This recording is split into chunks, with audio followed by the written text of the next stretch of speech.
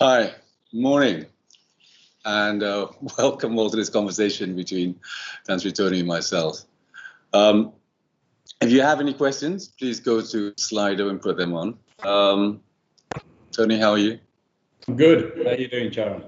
I'm well. We're supposed to have a live conversation for the next hour or so, and there'll be lots of questions which are going to be put on Slido, which we have to answer. But I'm supposed to kick it off by asking you a few questions first. So, can we start with COVID and how you dealt with it? The way in which AirAsia started is one of Malaysia's business legends, right? You and Kamruddin, with the dollar, bought 2 airplanes, and as of 2019, you were flying 82.5 million passengers. Is that right? From six locations, and with 245 planes.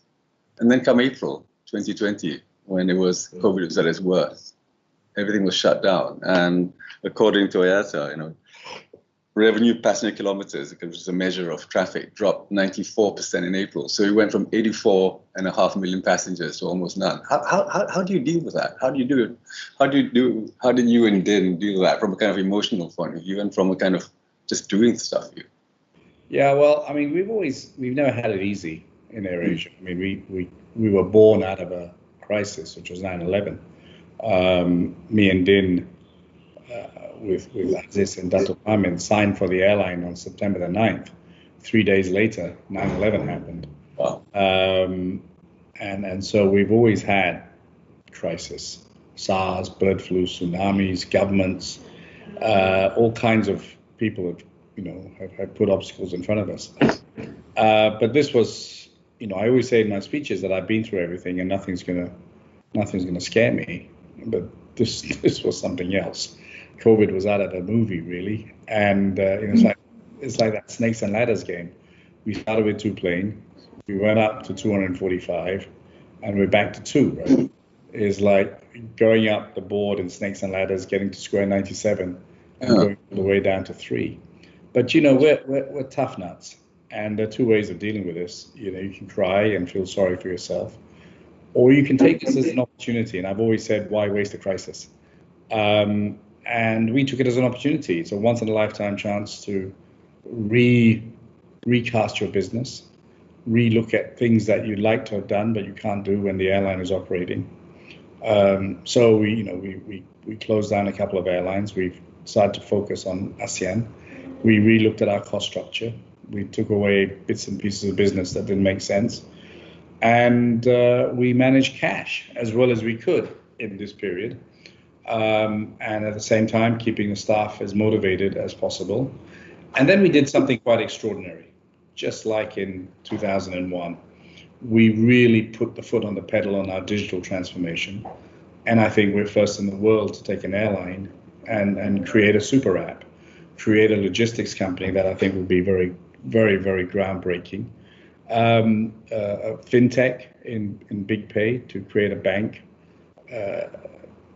And an agro-food business. That is immense kind of energy from my staff, which we call the All-Stars. We didn't put our heads in the sand and cried. We just got on with it. And now there's light at the end of the tunnel. We're excited. I just came back from a really cool event, which we can talk about later. And in that conversation with the Minister of Vaccine, Science and Technology, YB Khairi, obviously we, even better news on the vaccine coming out, and I won't steal his thunder, but really by August, I think we have a chance to go back to the way we were, without sounding like a Barbara Streisand song, but memories for those of you who are old enough to listen to Barbara Streisand, which you certainly are, Charon. So yeah, we've survived. And I want to tell all this generation of people that most of them are younger than us, that in years to come, you've lived through something that very few generations have lived through. For me, it's an honor to have led AirAsia and hopefully come out of this stronger, which I believe we can. And what a war story that is. We've all heard our grandparents tell us war stories, but boy, we've lived through something probably almost as bad, if not worse, than a world war. And we've lived through it. Long answer to a short question, but it is a... No, it's a long answer. I mean, it's the right answer, because I mean, it was one thing, to deal with kind of business point of view, but just emotionally, and when it first happened, right, it did seem like, as you said, a kind of terrible science fiction film where there would be zombies everywhere, and then kind of, Yeah, I thought zombies only lived in airports or ran airports, but here was a Will Smith legend movie. If you went to KLIA in April, it was tragic. I mean, it was very emotional for me. There was not a single soul.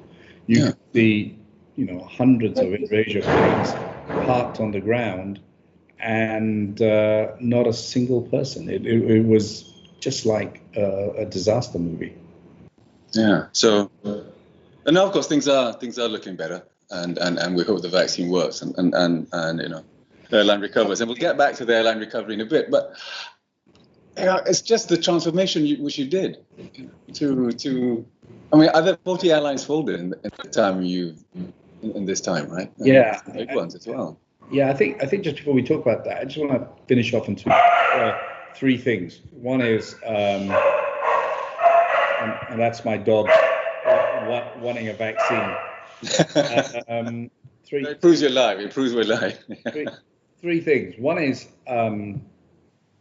testing is also going to be a game changer. While we're all waiting for vaccines, I think, in Indonesia, they're doing breathalyzer testing. There is even talk about testing your armpits. So testing is going to be much quicker. Secondly, I think we've got therapeutics that are coming through, and I think people are now finally taking public health more seriously. So these are all things that are going to be kind of game changers. Yeah, I like the testing. I mean, I know China's got some, unique ways of testing people, but I hope we don't have to do that. But I hear there's going to be, you can spit test and you can just give a saliva sample. Yeah, Philippines is doing that, and so that is also encouraging as well. But yeah, the pivot you mentioned. Yeah, I mean, I think until this point, well, a few weeks ago we were able to get a small private placement. But, we've done this without any external financing, with no government support at the moment, though that's coming. So that's a test that we've survived one, and a testament that we've been able to pivot our business as well, which is pretty cool. No, I mean, it's just incredible. I mean, I'm just looking at some statistics on 2020, right? And everything was down at least 2/3. I mean, in whatever measure you take, whether it's RPKS or number of passengers traveled or revenue or whatever, it's brutal. Now, China and Russia apparently have recovered. But many people say that the recovery will be domestic first, and then regional, and then long haul much later. Is that something you think? Yeah, I ascribe to that as well. I mean, obviously, people could say I'm self-centered because 50% of our business is domestic, but I think you're more likely to fly to Penang, and then later regional travel, which will be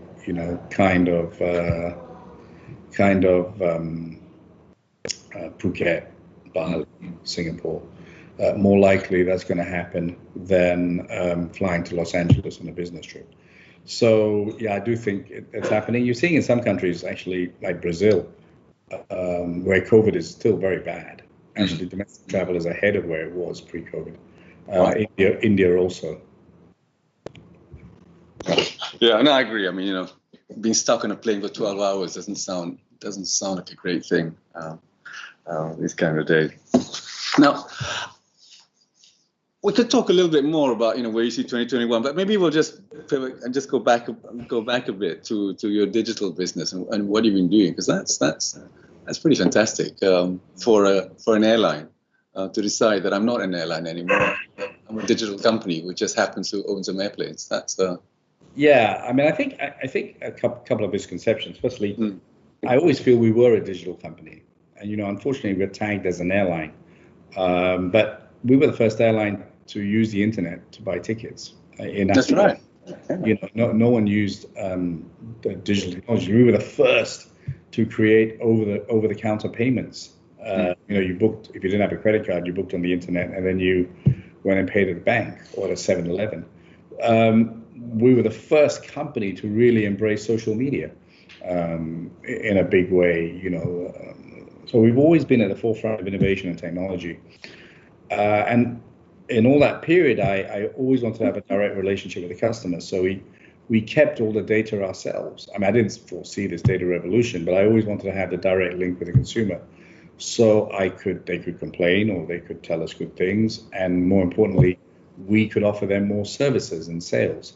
So the transition was more of a natural one, because I always felt we were a digital company. But of course, it's we are seen as a little bit unsexy versus these tech unicorns. But we were way ahead of the grabs of the world in the digital world, 19 years ago. But we have pivoted into these 4 kind of pillars. One is our super app, which is e-commerce led, travel and some e-commerce sites. And then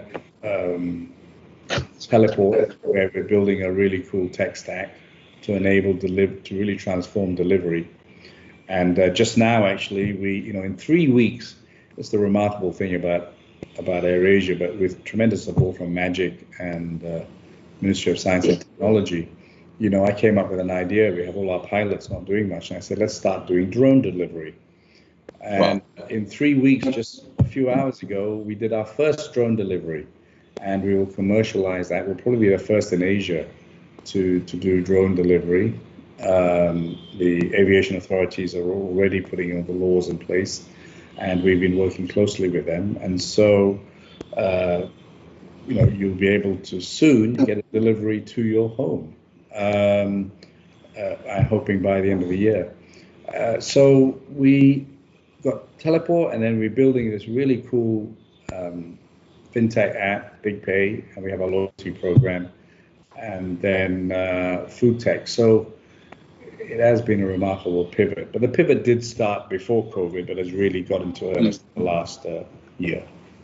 Yeah, you're right. I mean, you are from one of the early tech companies of Malaysia. You're right, because you've kept a direct connection with the clients, with the customers. Before this, an airline had a connection with the travel agent, and the travel agent had a connection with the customer, and you broke through that. I think, correct. I mean, I was very radical with only 2 planes. I literally, physically pulled out all the connections because I saw my staff getting used to travel agents. So I pulled out the connections one day, tripled our advertising, reduced the fares, and so instantaneously people knew where to come for cheap tickets was AirAsia.com, and I painted all our planes AirAsia.com. Yeah, if you remember. So we were early adopters of technology. No, I mean, we all take it for granted now that you can buy a ticket online and that you don't need those pieces of paper. One of those pieces of paper you used to have, and you have like 6 carbon copies, if I remember correctly, and they'd be tearing it up and stuff like that. These are all the cost-saving methodologies. In fact, if you look at our delivery, we're bringing that same concept. Where I'll give you one method. We don't have maps in our food delivery system. Why do you need a map to know where your delivery driver is? We'll give you messages every once in a while to say it's coming, etc. And so we save a lot of money by not paying for Google Maps. And there are many things that we think will make it cheaper for the restaurants and for the consumers, and learn from our airline business. Gosh. Okay, so going back a bit, I'm trying to see what kind of questions we've got on Slido, which people have put forward here. What is Slido? That sounds cool. So what is a Slido? I know it's like cabin crew training, isn't it? You get on the slide and slide off the airplane or something. Okay, so there are lots of questions about the pivot away, the digital businesses, and whether they'll do well, and some questions as well about when we're going to be able to get back onto planes and I think get back into planes. I hope interstate travel will start in the next 2-3 weeks time, and then I think already we're hearing people who have been vaccinated will be allowed to fly. Today we talked at length about the vaccination passports. In Malaysia, it's going to be Malaysia, and the Ministry of Transport is getting clearance from other countries to use that as the vaccination passport. Malaysia is going to open the borders for people to come in if they're vaccinated, no quarantine. So I believe, really, international borders probably, August, July, we'll start seeing some real opening of borders. I mean, it's the thing. Things just are getting to look better and better. I mean, October last year was pretty bleak. Every day is a brighter day, to be honest. Today, I heard even better news on the vaccine supply. Malaysia generally is focusing on 4 vaccines. The Pfizer vaccine, AstraZeneca, and 2 Chinese vaccines. And it appears our main vaccine is going to be the Pfizer one, which looks best in class. Yeah, so that's I think YB Kyrie has done a good job there with his team. So that's looking positive. I mean, I would encourage everyone to register for a vaccine. At the moment, 3 million people have registered. I can't wait for mine. And the media is to blame for all this hype. We've had so much. Everyone's worried about taking the vaccine, but you've been taking vaccines all your life. No one checks where the vaccine is from when you have your flu jab. No one checks on the efficacy. We've been taking vaccines for a long, long, long time, and vaccines have been prominent in getting rid of some major diseases such as polio. Yeah, there's no polio, no smallpox. I mean, so I encourage people to take the vaccines, and you can see from the results in Israel and even India the other day, they've been very encouraging. So I can't wait for my vaccine. I don't care which one it is. Just jab me. The quicker the jab, the better. I want the Sputnik one because it sounds the best. But we are getting Sputnik as well. Are we getting Sputnik? Yeah, we are getting Sputnik. I missed that. So that's the 5th. Yeah. That's going to be. Actually looks like it might even be made in Malaysia. Oh, the Sputnik one. Yeah, that's even better. That's even better. So The Economist magazine had a big spread about the future of aviation and featured you, but said a lot about AirAsia and said a lot about you as well. You quoted as saying that you're cautiously optimistic about 2021, which is. I didn't know that. I subscribe to The Economist as well, so. No, and they said if the 3 airlines are going to work and going to survive this, there'll be low-cost carriers with strong balance sheets, and the 3 they named were Ryanair, Southwest, and AirAsia. So you got the Economist vote of confidence if that. Well, I've always said they're a good magazine, and they are. I completely now endorse that even more. They're smart. Capitalist right wing, but okay, we'll believe them for this. But their premise is. I think they are right wing actually, and I think I just throw. I mean, I believe in the capitalist model, but I also believe that there is such a thing as a caring capitalist. Yeah. And I think the Economist is probably more of a liberal that believes in market policies, but that good education is a necessity for everyone, good health. I think if people want to pay for health and pay for education, that's fine, but the state system should be as good as the private system. And if people have money and can afford it, then it takes the burden off the state, so the state can give those who can't afford it better. So I think, various economic models have done, but really market policies are the right ones. But there has to be a safety net. And there has to be a proper safety net for those who can't make it. So I think, to be fair on The Economist, they're not complete. They're not Trump. No, it's true. I mean, I think historically they supported Margaret Thatcher, they supported Ronald Reagan. Yeah. They supported Mr. Barack Obama. They didn't support Trump, and they didn't like Boris Johnson very much either. It was just for the audience out here, Boris's very good friend is Charon. They went to university together, some small kind of university somewhere in England.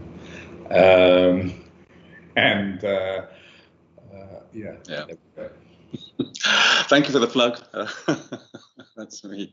Yeah, no, they don't. They don't like my friend Mr. Johnson, even though he did work for the Economist for a short while as a journalist.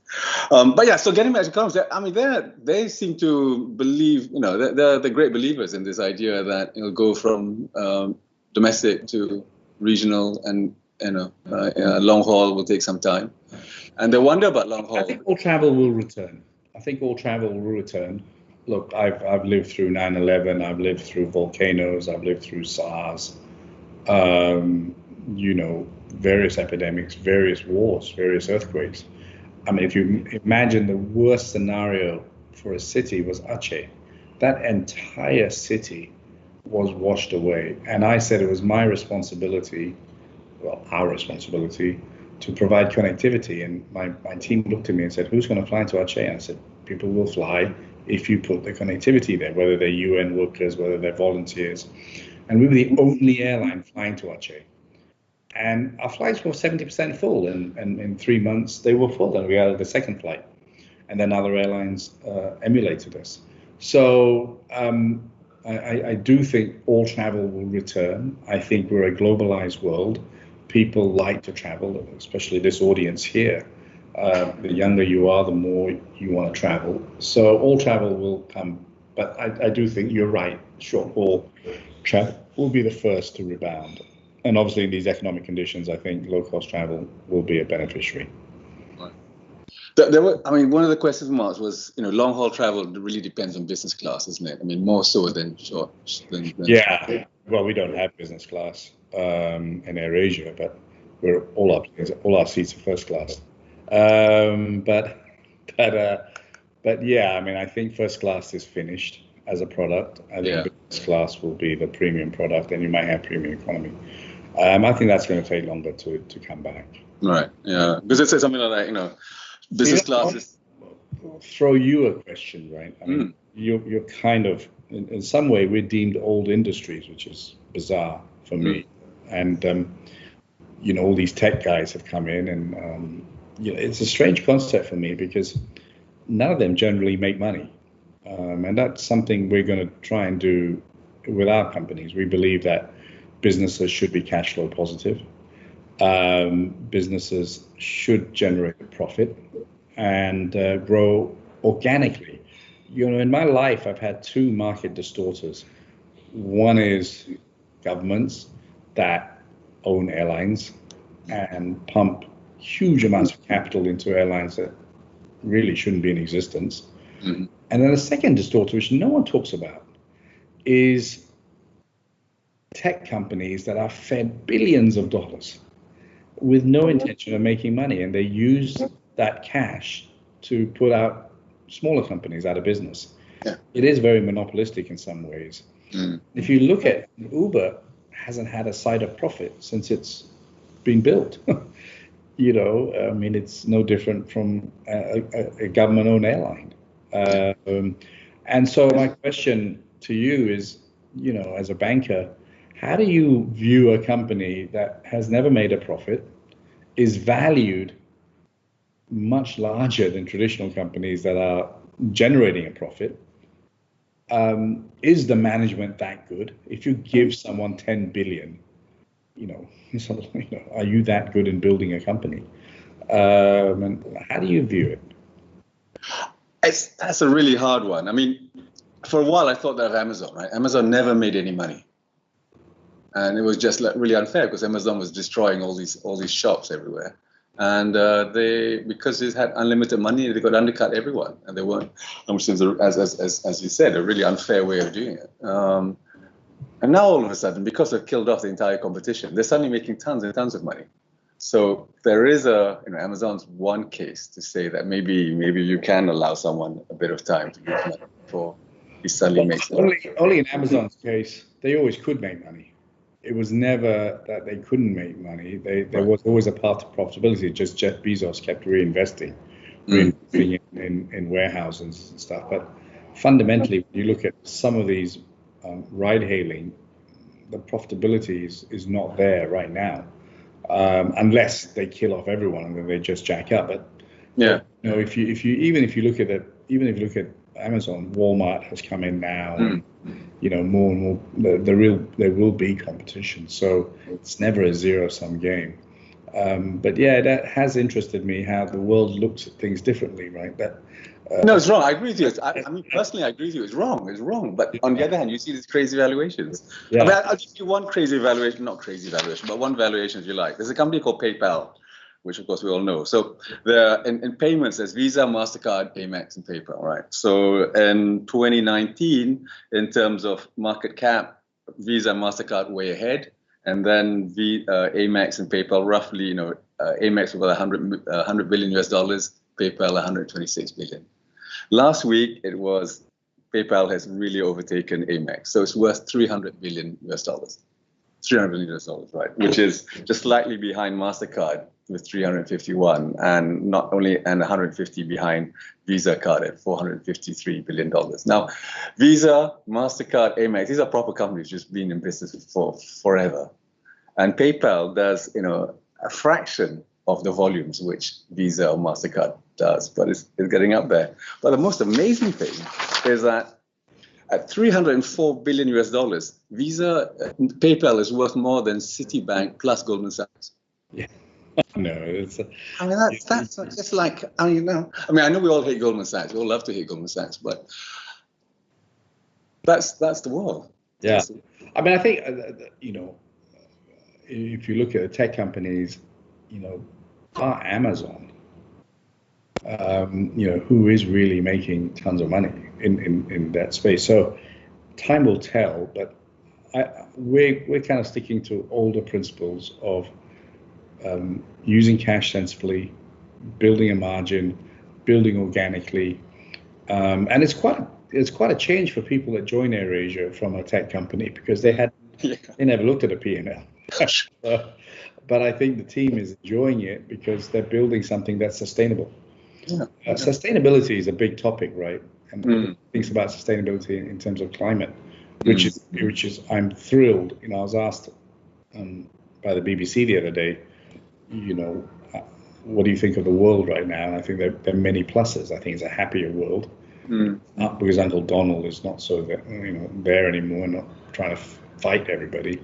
And I think finally the world is realizing that climate change is critical to us and that we have to take a responsibility. And finally, my dream of seeing, a day where I think electric cars will overtake petroleum cars, and planes are now looking at battery technology, and wind and solar power is now becoming a dominant force. But sustainability is not just from the climate, it's sustainability is from the economic models as well. You have to build economic models that are sustainable. And I think there is so much capital. I mean, if anyone can explain to me Bitcoin, and right now my cabin crew are buying Bitcoin, and so that's going bad. It's that the masses are interested in investing, and that's what we're looking at Big Pay. We think, banks have missed out a trick in just trying to focus on high net worth people, and that there's a massive opportunity in trying to provide financial products for everybody. And that's what we did with flying. Flying was only for the rich, and AirAsia changed that concept. So everything we're doing in the tech world is about serving the underserved. And so, Bitcoin is good, but it's also scary at how something that can go up to, from 1,000 to 50,000 value in such a short period of time. So I think there are many bubbles out there, and that's why at AirAsia we're really, really focused on building the business organically and sustaining it on a cash flow basis, because when that capital dries up, there are going to be a lot of companies that are in trouble. Yeah, no, I couldn't agree more. And this idea of winning customers by just bribing them, by just giving customers money. Yeah, of course you get customers. If you pay. Yeah, I mean, I always say, they would say, oh, look at that GMV growth and what an amazing company. But, we had to do GMV growth the hard way from 200,000 passengers to 80 million passengers. But yes, we were aggressive with pricing. Yes, we did give away seats. But there was always ancillary income to be made as well when you gave away your seat. And it was marginal revenue. But you're right, GMV is by selling your product below cost all the time is not building a sustainable model. No, it's not, because you can't possibly destroy the entire competition so you can recoup the money later. It's just a lesson for the young generation, from the older guys on the table: build a business with a good balance sheet, make sure that you have cash, and move forward. Though I have a criticism of the banking world, Charon, and I think banks are very short term. I think there's a real problem for the youth, and Big Pay is trying to address that, getting capital to young people to invest in businesses, to flood energy of growth. Because, you go to a bank, you need to mortgage your first kid, house, and maybe your thumb as well, before you get a loan. And then I think banks in a crisis are worse. They forget what companies were before the crisis. They forget all the 15 years of relationship and suddenly become like loan shark collectors. And I think the banking industry needs to have a hard look at itself. And I think there's an opportunity for new models, who look at it. And if a company was good before the crisis, it'll be good again. Yeah. But, I see old style banking where relationships were built, where banks were there to help companies in crisis as well, is disappearing. And there's an opportunity for that, for those who have a little bit more vision. And I think the big issue in Malaysia is getting capital out to young entrepreneurs is a big issue, because I think there's a lot of energy, there's a lot of great ideas. I think we both see it all the time, how it's financed. And that's why America keeps coming up with the great products, because they have a very mature capital structure. No, yeah, the whole venture capital thing, the whole idea that you can give people money and trust them to work their hardest possible to get you a return. Yeah. And I know we've talked before about the whole banking thing, and you're right. But that's a power of digital, though, isn't it? This changes everything. That's what I hope. I hope that, digital is certainly going to transform the world. The fact that we're talking as a quasi-airline talking about fintech shows everything's going to change dramatically, and there's a real opportunity. And if old industries don't adapt, then they're not going to be there, right? Can you imagine, Charon, we grew up and BlackBerry was our life, right? Can you imagine a world without BlackBerry? Can you imagine a world without a Kodak camera? Nokia was the ultimate phone. Everyone had a Nokia, right? They've all gone. And so, transform or die. And it's even more so now. Yeah, your phone is going to be your bank branch. Your phone's going to be everything. It already is. And it will be. And taking what you said just now about helping people invest, you're right. I think that banks should be helping people save and helping people grow their wealth, and not perhaps concentrate so much on lending people and offering to lend people money so they can live beyond their means. You can make money that way, but I'm not sure that's the right way financial institutions should be. We should be there to help people, grow their wealth. But maybe that's a conversation for another time. I'm just looking at the questions. One question is about you cycling and delivering food. Say something about cycling and delivering food. Yeah. So one of the Azran Osman Rani, I don't think anyone has had more stress than I've had this year, from a variety of issues. So, and stress is a horrific thing to deal with. And so I think it's really important that you learn about stress. And I think it's really important to learn about food. If I knew what I knew now, I may look more like you than, Jabba the Hutt from Star Wars. So food delivery, cycling was actually, when you cycle, when you're under stress, you secrete a hormone that actually makes you fatter, and because the body thinks you're in danger. And so it's helping you store fat and release energy and all these kind of things.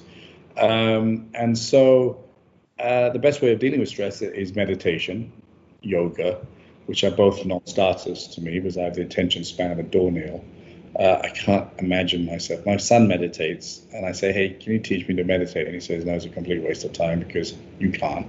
And so the only way to deal with stress was, one, not have stress, impossible in a COVID era, or exercise. So,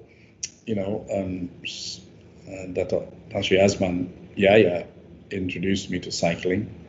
It is the most fantastic thing I've ever thought. I cycled 39 kilometers the other day. That's huge. That's huge, and 570 meters ascent. You meet great people along the way. I come back refreshed. I'm up at 7:30 with all my kit. I'm off with Zaman and other friends, and it's a wonderful feeling when you come back. You feel really energized. And then I got into weights and Peloton bikes, and I've taken up golf, and it's a great way of doing it. So when we started food delivery, you see all these cool dudes in New York and London pedaling around at 90 kilometers an hour. So, I did buy an electric scooter because that was going to be my delivery model, but I was sent to do my motorbike test. You have, driving license doesn't entitle you to a motorbike test, so you have to go for a 6-hour practical lesson first. And I walked into the room, there were about 500 other people who had to take a picture with 498 of them. And I definitely would have got COVID. So I didn't do the motorbike test. I withdrew gently. So I thought, well, I have to do it. So I did. I took a bicycle. I think my staff didn't think I was going to do it. The first delivery I had was like 7 kilometers away, and it was an 8-pound turkey. And so that was one hell of a challenge. But, I felt sorry for the turkey. I'm not sure how it was delivered, but the lady was so excited that I did it. But no, I recommend exercise. People always say to me, oh, if a plane is new, it's safe, and a plane is old, it's not safe. That's not true. Someone looks after their body very well. And you got a great example in Tun Mahathir, 90 over, and he's still as sharp and looks like he'll live forever. But then someone who hasn't looked after their body could be 30 years old and they'll have a heart attack and die. So age is a number if you look after yourself. So you're all at the right age now. What's your sugar intake? What's your carbo? What's your alcohol intake? Don't smoke. Then what's the meaning of life? But I think you can do everything in moderation and still have a great life. That's brilliant. But you were an athlete when you were much younger, right? I was in a different body. Even my kids. My daughter turned up at my old school, and she saw my name plastered all over the school. She was like, "Oh, you really were a good sportsman." I think she thought I was a liar. I played hockey and cricket at a very, very high level and actually wanted to be a professional sportsman. Wow. And realized I wouldn't be quite good enough. I'd be a second 11 kind of, there and there on the boundaries of the national team. But yeah, sport was my love. Music was my love. And so I'm one of those lucky guys. And to the young people out there, you live your dreams. Dreams are okay. Us Malaysians, our dreams are killed by parents. Our dreams are killed by friends. Our dreams are killed by, grandparents. No one could kill my dreams. Everyone laughed at my dreams. I wanted to own an F1 team. I wanted to own a football club. I wanted to own an airline. I wanted to work in a music company.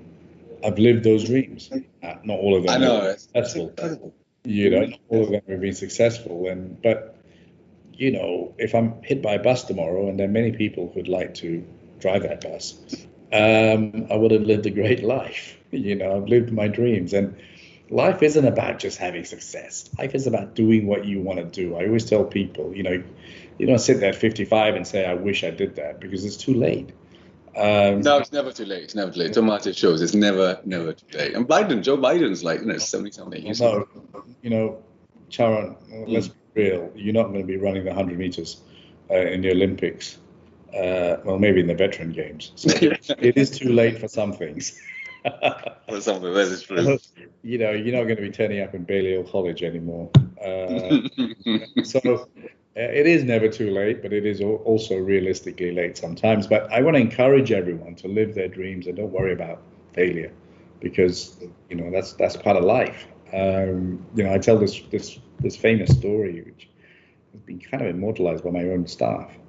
As you know, when we were at boarding school, we received something called a tuck box, right? Which is ridiculous. You had your whole life's possession in this box, which was not very large. And 30 years after I left school, my best friend at school sent me my tuck box to my home in London. And it was very emotional. On my tuck box were 3 stickers I put as a 13-year-old. One was a Formula One sticker, because I always wanted to own a Formula One team, and I ended up owning Caterham with Cameroon. Second was a Qantas airline sticker, because I always wanted to own an airline. I loved planes. I was a plane spotter. I used to go to Subang, I used to go to Heathrow Airport and watch planes. And the third one was West Ham United, which was the football club I used to support. And I put those as my 3 dreams as a 13-year-old, and lo and behold, I achieved it. And inside, very important, were 2 music cassettes, Electric Light Orchestra and ABBA. And I want to proudly say they were both original. This is 1977 when I put cassettes in that box. And there was a Maggie Me, which was still around.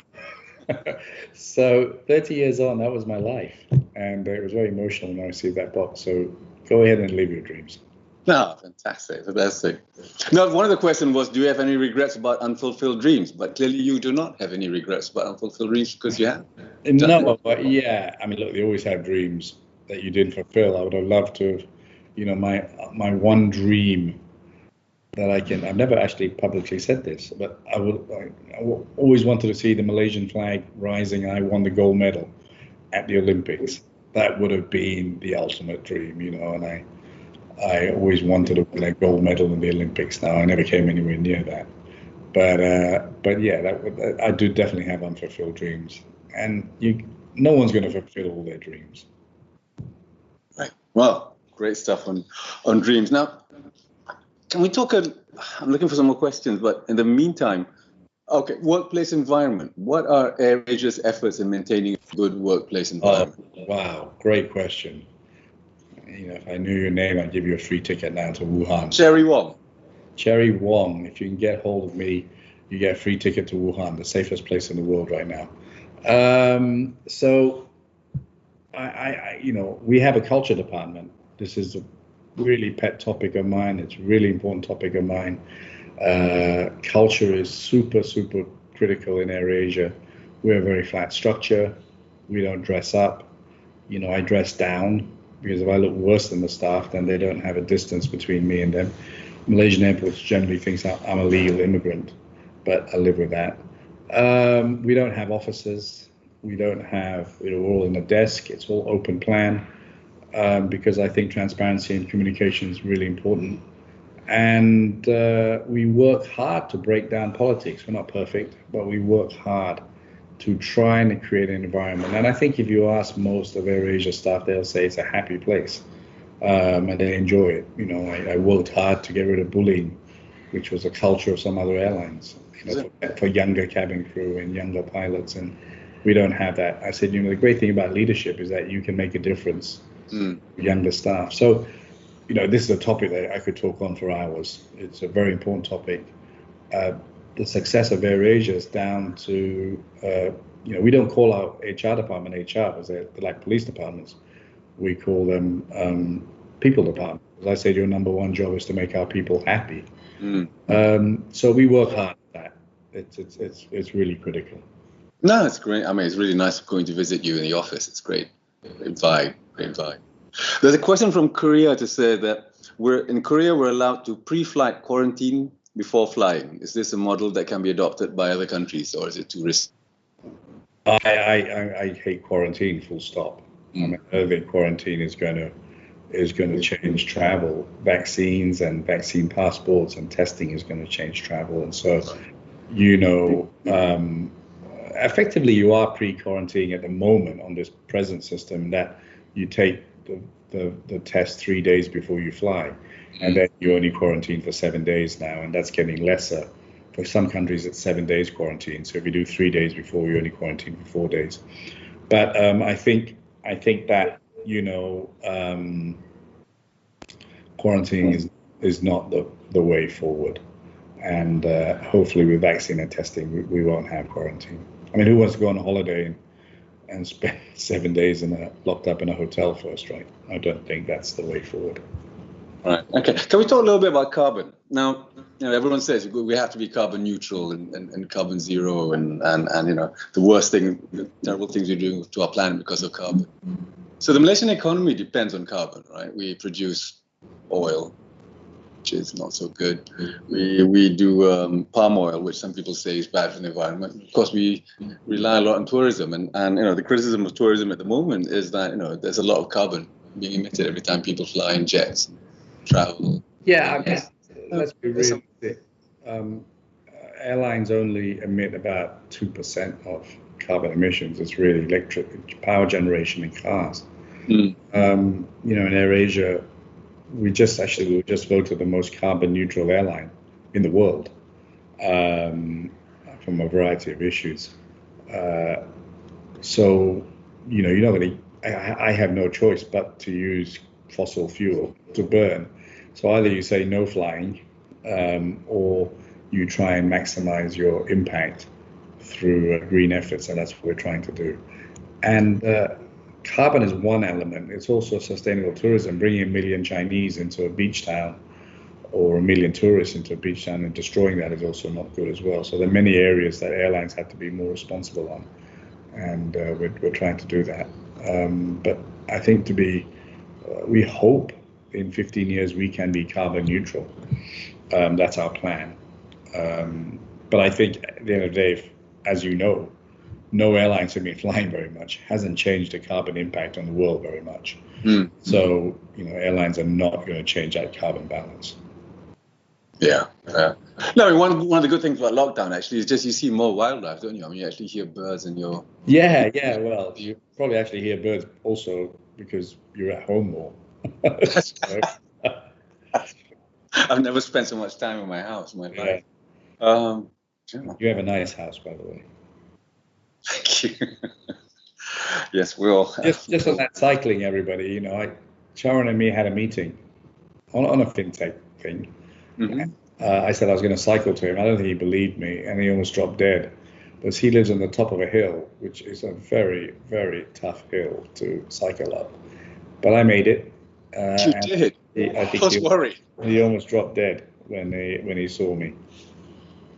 Well, you did. You did good. So, I know people want to know a lot more about teleport. I mean, it's not teleportation, right? It's not Star Trek stuff where you... No, I wonder if there's a low-cost way of teleportation, we probably have half a Charon and half a Tony mixed up. As opposed to getting your bags lost, we would mix both bodies together. That'd be interesting. No, teleport is we're really going to change logistics. We're going to make it faster. We're going to make it cheaper, and we're going to make it more accessible to everybody to be able to move goods, especially small companies. Teleport is very focused on the small, medium enterprises, so that small companies can start building a business that's not just in their city, but in the whole country and the rest of the world. So we're about first mile, last mile, mid mile, and we can be a DHL, we can be a Grab delivery, we can be a DB Schenker. So we're very, very excited about that. And today, as you said, we're doing drones, and AirAsia is not far away from an air taxi.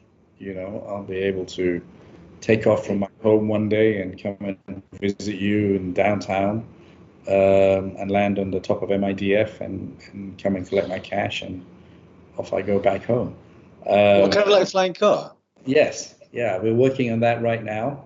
Can I say this again? AirAsia is getting into the flying car business. Well, flying taxi business. Exactly. We've got pilots. We understand propulsion. We understand navigating the skies, and so we have a team now working on that. And I think we're about a year and a half away from launching. We're going to launch our own e-hailing services in April. to compete with the existing providers. Right. And but we'll have a twist. Within a year, we'll have an ability to use flying taxis as well. Which will be a helicopter or No, it will be kind of drone quadrocopter? Yeah, something like that. Yeah. Right. So it's like a drone, but piloted, pilot. up to 4 seats. Wow. So great for those who go drinking in a club. Very cool way to arrive, isn't it? Once you arrive at the club. Cool way. You finish at Zouk, you get an AirAsia taxi, you e-hail from your mobile phone. Don't have to worry about getting stopped by the policeman, and we pick you up and deliver you home, and you can stumble into your bed. Well, I'm glad I don't go. Yeah, that will be cool. That will be cool. And the plane, these things exist already. Yeah, they're being tested right now. There are 3 or 4 big companies doing it, and we're working with some of them as we speak. Okay, right. Let's just see any more questions in here. How long do we have more? We only got a couple of minutes left, actually. We only got 5 minutes left. Okay. We're always on time at AirAsia. So yeah. You are. Well, we're not. You want to? I mean, I enjoyed mine. I started flying AirAsia ages ago, and it's a great way to fly if you want to go on holiday. Thank you. Great. We go. I think I say for the tech companies, I think we want to humanize the human experience. Do you know the guy who delivers your meal? We think the most important people in this whole delivery is the people, and they've been forgotten. The drivers are the most important guys. The restaurants is to supply your food, and we think people have missed a trick on that.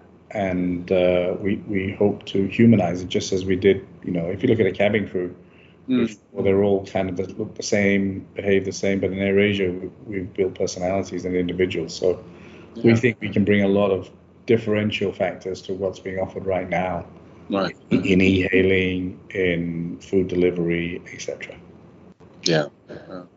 So I mean, there are some questions here whether you should really keep your focus on doing airline and not be. No. We are. We have separate management teams. Irene is running the digital business.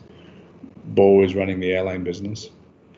And we have Pete running Teleport, Karen running the super app, Joanna running the agro-food business, Spencer and Salim. So they're all separate teams. It's almost like a big VC funded by AirAsia Group, and they're all doing their own things, but they use this wonderful ecosystem. We can't stand still. No, I agree, and I think it's amazing that you've kept it going when many other airlines just gave up and didn't know what to do, and you've kept on going. We don't have a lot more time left. So I'm going to ask you to kind of some last few kind of parting words of advice to the young people out there. But maybe we shouldn't. I don't want to sound too avuncular. No, we're not so old that we have to. Well, no, I think the advice I can give is have fun. Just life is great, and it's so much fun to be alive. And even though through COVID we've had fun, we've laughed, and always be positive. I mean, it's such a cliche, but it's so important. And always inject a bit of humor into your life. I'm sure, Charon, when I come for a MIDF meeting, we are probably the most fun client you have. So, You're great. It's always an event. But the thing is, when you go anywhere, Tony, you're so famous that it's an event. Yeah. So, I mean, to the young people out there, you're lucky to enjoy it, be positive. God gave you a life, maximize it, and enjoy it. Don't feel sorry for yourself. And we have a few more minutes. Yeah, I want to say out there are very few banks that have supported us in this terrible period. RHB has been phenomenal, and MIDF. I mean, it's pure coincidence we're both on this, and I'm having to look at an MIDF background for 1 hour. That's right. While you're having to look at my own. I'm just, we're just learning branding from you. Charon has been amazing. To have believed in AirAsia, to have supported our vision, and as has RHB, and that's testament, that's vision. And if people want to learn about things, relationship and vision is two really important business assets. And MIDF is going to benefit long term when AirAsia comes back stronger. We will, and we'll go digital. I mean, digital is the future. It really is the future. We got 3 minutes more. Can I ask just one question about you and Kamruddin? Because you've been partners for an incredible amount of time. Yeah. And how do you do it? It's people fall out. We started in the music business. Roslan, Aziz, and Kamruddin were friends. I became friends with Din. It does show, what Malaysians waste so much time on race. Kamruddin is Malay by descent. I'm Indian, but we're both Malaysians. We never talk about race. AirAsia is the most amazing company where everyone gets on. No one talks. They're an all-star first. I think Malaysians waste so much time talking about race when it should be celebrated, our diversity, and it should be an asset. And Kamruddin is completely opposite to me in that he's very, very religious. I'm not. I'm only religious to low cost. And but we both respect each other so much. I learn a lot about religion from him, and he learns a lot about my views. And we've had an amazing 30-year relationship. 20 of those years as a partner. Yeah, we are so different. And he was born in Kampong Baru. I was born in Bukit Bintang, and we're best of friends. We're brothers, partners, and inseparable. And that shows the strength of Malaysian diversity. AirAsia is a real example of using diversity to its maximum. Yeah, I mean, it's you are partners, and lots people are skeptical at first, but I've dealt with both of you, and you are. And it's nice to see, because many people call themselves partners when they aren't, and it is a nice thing. So, okay, 1 minute left. Do you want to say something about football, or is that not a good subject? No, football's my love, apart from music. QPR has been a labour of love with Ruben and Amit. We're doing it the AirAsia way now, low cost, building young talent. Watch this space. But hey, I grew up watching. Here's about dreams. I didn't watch football. I used to listen to football on radio, BBC World Service, shortwave radio. And fast forward 40 years on, I'm standing on the pitch at Wembley Stadium with 45,000 fans singing my name. That's what dreams are. That's Roy of the Rovers. From BBC World Service to standing on Wembley for a Malaysian kid. Hey, that's what dreams are made of. Go out there and live your dreams. Wow. Oh, amazing words of wisdom from Tan Sri Tony Fernandes. I think I've gone through all the questions, and apologize if I've missed out on some. Some of those we asked already, and some we want to do again. But great, Tony. Thank you so much. Thanks, that's great. And fly. We have to stay on. We'll wait for the organizers to do something. We'll stay on here. But congratulations to the Youth Economic Forum. It's great. When it gets better. Nice to have young people around who are interested in changing the country, do things for the better. Are we off?